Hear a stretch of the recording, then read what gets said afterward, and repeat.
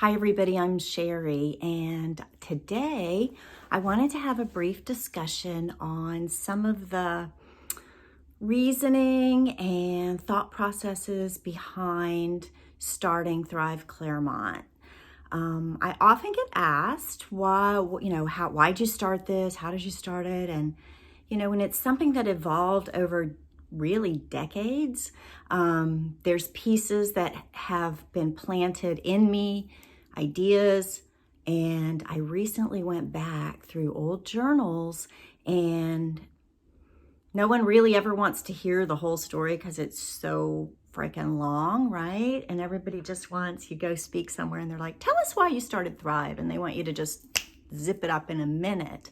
And it's so much more complex, just like the problems that our teens are having are so much more complex than something you could summarize in 1 minute.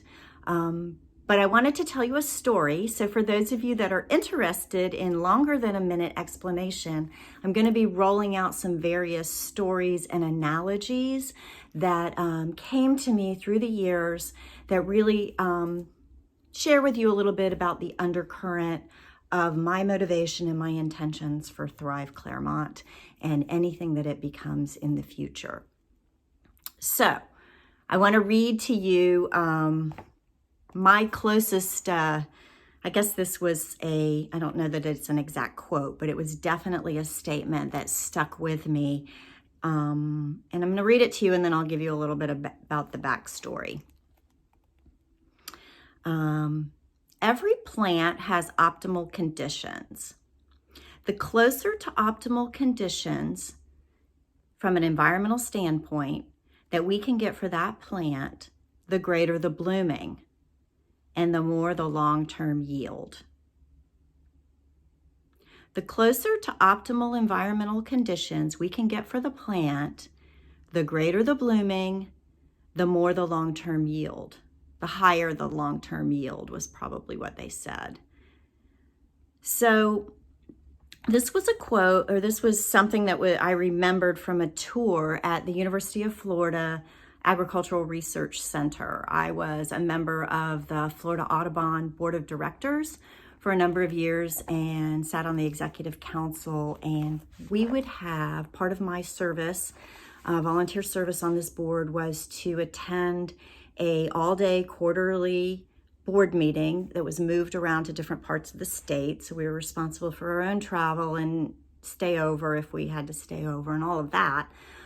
But the opportunity that came with it was each place that we went, we were able to have a short tour on an environmental topic or issue. So this particular one, we happened to be at the University of Florida in Gainesville for our quarterly board meeting.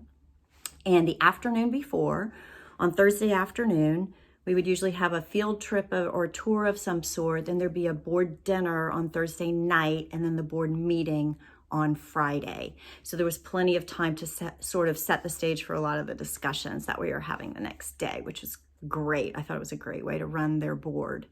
Anyway, as a member of the board, I was on this tour, and that statement really stuck out to me because I had recently had a friend of mine who was working on a PhD in psychology, and she was focused on, I forget what it was called, her studies, but it was about studying the situations, conditions, and in climate, not weather climate, but social climate in which individuals thrive.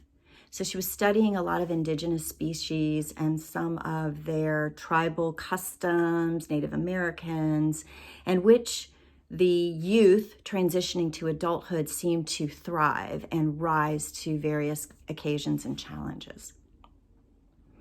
So I was sort of comparing this environmental tour about the soil, the watering, the sun, basically the nutrients and nourishment that you need to grow, and then comparing it to what my girlfriend had been telling me recently about these indigenous species and the different things that they did to enrich their youth to grow into adulthood.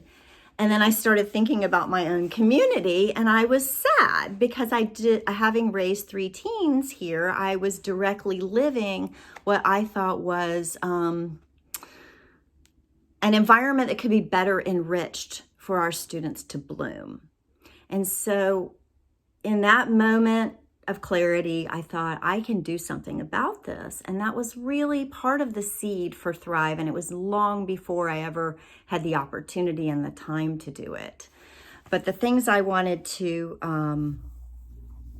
mention is we have the soil, right? The soil is where our students are going during the day or at home, where their roots are being laid down and trying to suck up nutrients. And that nutrient can be wisdom, it can be love, it can be caring, it can be support.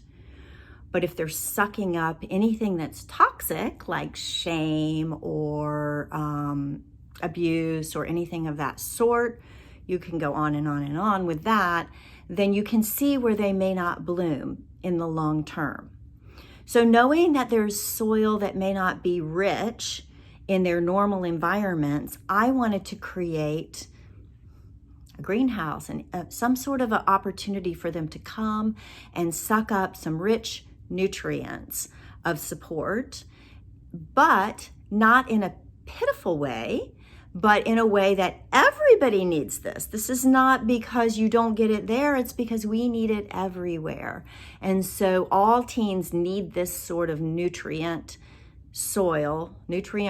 soil so that they can bloom.